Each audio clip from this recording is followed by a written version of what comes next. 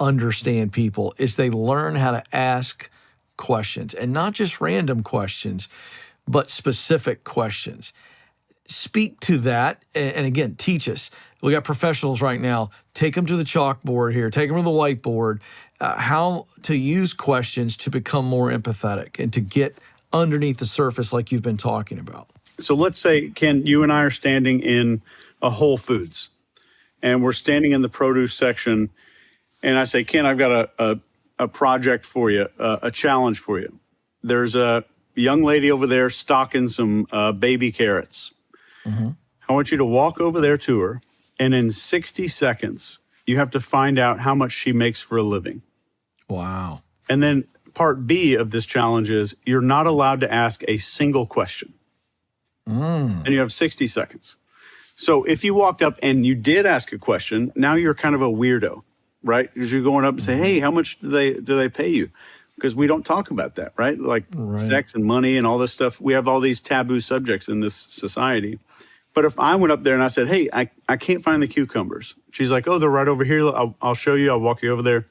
And as we're walking this 20 feet or whatever it is, I say something like, you know, I just read online, I can't remember where it was, that everybody here got bumped up to $25 an hour. That's fantastic. Congratulations.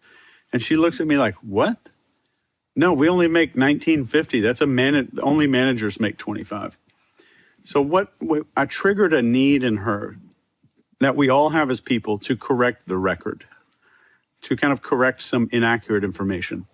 And if somebody's listening right now and you want to get information out of people, or you're in the business of leadership, the more sensitive the information that you need, the less questions you should be asking.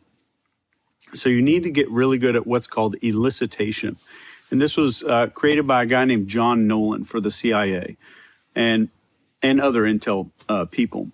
But when someone says something, if we respond with a question, like what's called a provocative statement is, I bet that's challenging, or I can imagine that you enjoy that, or I can imagine there's a tremendous amount of job satisfaction right there.